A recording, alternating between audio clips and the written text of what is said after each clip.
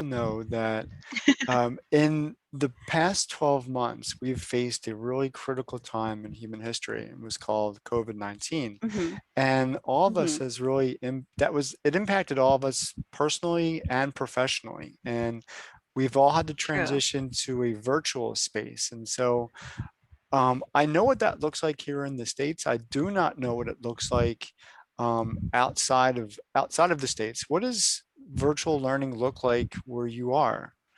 Well, And yeah. how have you adapted, or how have you and your peers adapted to virtual teaching? Well, with a teacher's perspective, I think it's somewhat harder in a sense because, well, you'd like to be teaching face to face because Hmm. it's so different. Like for me, when I was teaching virtually, I struggled a bit because I felt like I was a lazy teacher. You just get up, put on a nice shirt, and then just click and talk. And all these students just, randomly turn off their camera. Someone goes away, and you're not used to it. I feel like I'm a very strict teacher when it comes to the older kids. I'm sorry, where are you going? I'm in the Right. middle of a lesson. I'm the kind of teacher. It's like, excuse me, I'm talking right here. What are you doing over there? And with the virtual, it's like these students are either so bored, you don't even know if they're looking at their camera. Are they really looking at your screen? Are they just watching YouTube on the side or just chatting in Messenger with each other? And so with me as a teacher, what I did was, okay, I have to make this fun. I have to make these kids want to learn and want to be in my class because some of my first subjects would be like Araling Panlipunan, which is history, Philippine history. Hmm.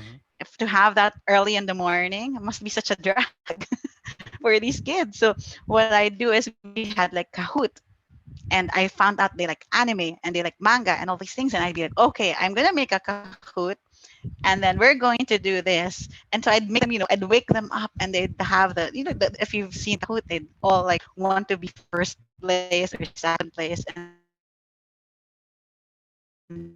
so noisy because I know that manga teacher and all these things, and then like dial it down, okay, and then we start the lesson, and somehow they're energized, okay, they're awake now. It's 8 in the morning. And then even with making slides, with making PowerPoints, I mean, as a teacher, it's so much easier to teach in person. But here Mhm. in the Philippines, until now, we are 100% virtual.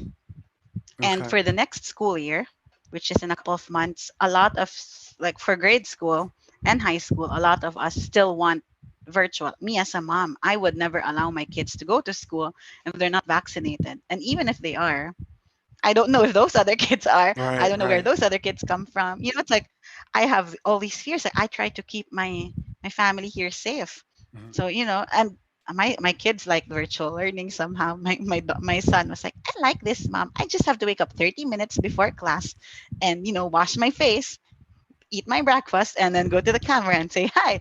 Not like before. The commute, the traffic here in the Philippines is terrible. If they have to be in school at, let's say, 7, he wakes up at like 5:30 Mm.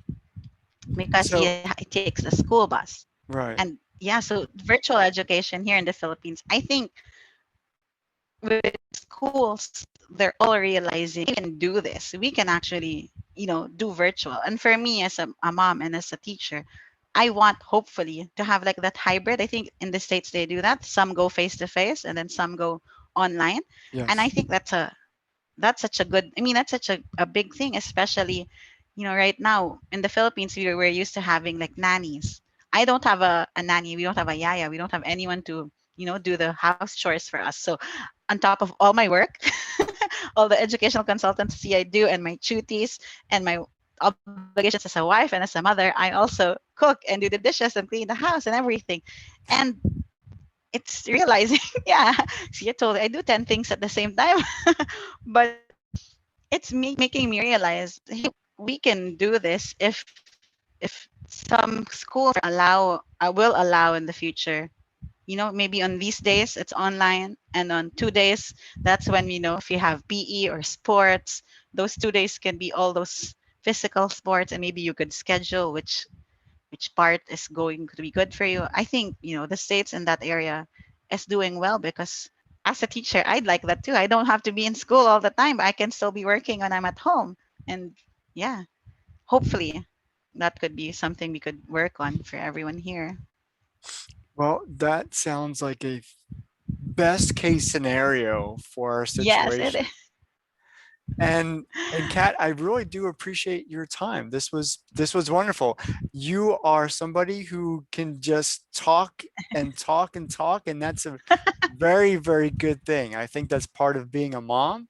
That's also part of being a teacher. And so you at least you have those skills, and I loved it. I loved our conversation so much. Thank you. I do. I love learning about your YouTube videos.